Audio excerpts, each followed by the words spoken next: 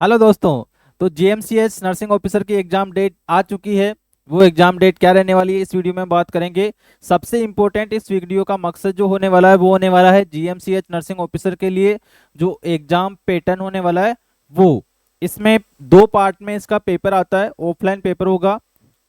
तो आपको क्या दोनों ही पार्ट में क्वालिफाई करना जरूरी है या कंबाइंड इसको क्वालिफाई करना जरूरी है, ये सब जानेंगे आप इस वीडियो के अंदर। आज से लगभग 15 डेज लेफ्ट हैं एग्जाम में।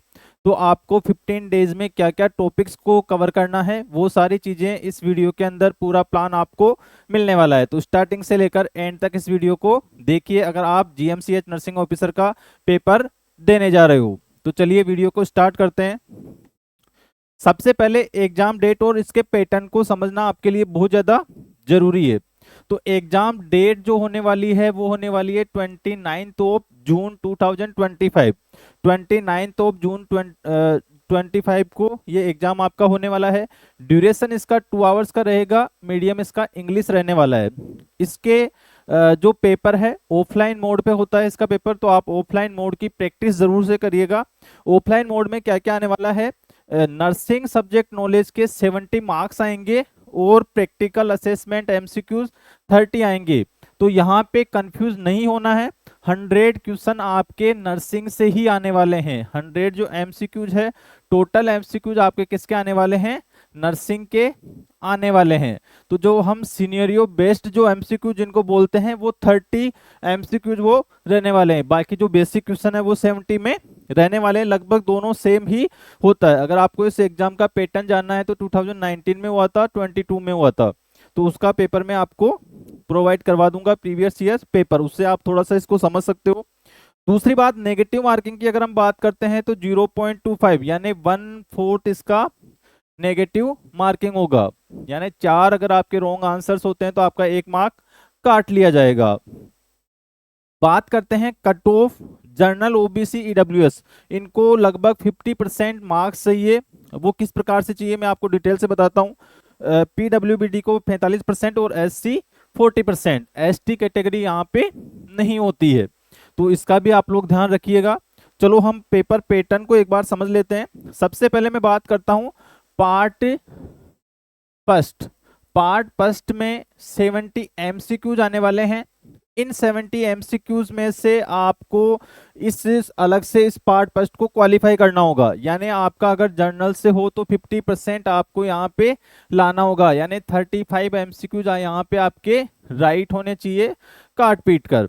दूसरे पार्ट की अगर मैं बात करता हूँ, पार्ट सेकेंड। पार्ट सेकेंड में आते हैं 30 एमसीक्यूज। पार्ट सेकेंड में कितने एमसीक्यूज आ रहे हैं, 30 एमसीक्यूज आ रहे हैं यहाँ पे। तो 30 एमसीक्यूज में भी आपको 50% चाहिए। 30 एमसीक्यूज में भी आपको 50% मार्क्स चाहिए। यानी आपका यहाँ पे 15 एमसीक्यूज राइट होने चाहिए। तो आपको दोनों अलग अलग आपको पास करने हैं। दोनों आपको अलग अलग पास करने होंगे, तब आप जाकर क्वालिफाई होगे फाइनल मेरिट के लिए।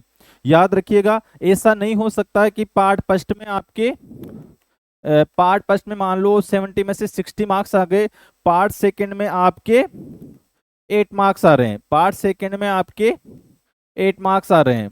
तो टोटल इनका बनता है 68। तो आप क्वालिफाइड नहीं होगे, क्वालिफाइड नहीं होगे। इसका आप ध्यान रखिएगा। अलग अलग आपको दोनों पार्ट में 50-50% मार्क्स चाहिए होगा, अकॉर्डिंग टू मैंने जो कैटेगरी बताई थी उस कैटेगरी के अकॉर्डिंग। जैसे एससी है तो उनको 40-40% चाहिए, पर पार्ट 1 में भी 40% चाहिए, पार्ट 2 में भी 40% चाहिए। जब फाइनल मेरिट इसकी बनती है तब इन दोनों का कंबाइंड लिया जाता है, तब इन दोनों का कंबाइंड लिया जाता है फाइनल मेरिट में, फाइनल मेरिट के अंदर। तो इस चीज का आप लोग ध्यान रखिएगा, दोनों पार्ट में अलग अलग आपको पास आउट करना जरूरी है। ये सबसे इंपॉर्टेंट था इस वीडियो का पार्ट। इसके बाद किस सब्जेक्ट पे हमें किस किस पे फोकस करना है, ट्रेंडिंग सब्जेक्ट में आपको बता रहा हूँ जो अब तक आए हैं इसमें। पहला medical surgical, fundamental of nursing, obstetrical and gynaecology, paediatric nursing, mental health nursing, community health nursing, pharmacology, nutrition और अदर रिसर्च मैनेजमेंट के भी यहाँ पे एमसीक्यूज आपको देखने को मिलते हैं। प्रीवियस ईयर्स के क्वेश्चन आप लोग जरूर देख के जाइएगा। अगर हाई यील्ड टॉपिक्स में बात करता हूँ पर्टिकुलर सब्जेक्ट से, तो वो कौन कौन से होने वाले हैं? मेडिकल सर्जिकल में टाइप्स ऑफ शॉक से क्वेश्चन आए हैं, सीपीआर से आए हैं, बर्न से आए हैं, स्ट्रोक मैनेजमेंट से आए हैं, ईसीजी चेस्ट पेन से आए हैं, आईसीपी से आए हैं। तो ये हाई यील्ड टॉपिक्स हैं, इनको जरूर से आपको पढ़ के जाना है। फंडामेंटल ओबीजी पीडियाट्रिक्स में से अगर मैं बात करूं तो hand hygiene, Foley's catheterization, drain care कैसे करते हैं, आरओएम, वाइटल्स, इनसे आते हैं। प्रेगनेंसी के साइन, लेबर, मेन्यूअर से रिलेटेड आते हैं। Apgar score, low birth weight, paediatric emergency and immunisation, ये ऐसे टॉपिक्स हैं जो प्रीवियसली आपको क्वेश्चन पूछे गए हैं, तो इन पे जरूर से फोकस करके जाइएगा आप लोग। फिर बात करते हैं मेंटल हेल्थ, कम्युनिटी और फार्मा की। डिप्रेशन से क्वेश्चन पूछा गया है, suicide precaution, schizophrenia feature, doors, RBS के, SDG, medicine error, toxicity, drops per minute, blood transfusion, इनसे रिलेटेड आपको क्वेश्चन पूछे गए प्रीवियस ईयर पेपर में, तो आपको ये क्वेश्चन जरूर से पढ़ के जानने हैं टॉपिक्स। बात न्यूट्रिशन और अदर की बात करूं तो विटामिन से रिलेटेड, थेराप्यूटिक डाइट से रिलेटेड, क्रेनियल नर्व से रिलेटेड, नेफ्रॉन, बीएमआई और वैलिडिटी टाइप से रिलेटेड, इनसे रिलेटेड आपको प्रीवियस ईयर्स में क्वेश्चन पूछे गए हैं, तो इनका ध्यान रखिएगा। अब बात करते हैं 15 डेज का आपको क्या स्टडी प्लान रखना होगा। यानी मान के चलो आज 14 हो गया, तो 14 से 28 या 9 तक आपको प्लान क्या रखना होगा। आपको फर्स्ट डे से लेकर 15 डेज का एक फुल प्रूफ प्लान बनाना होगा।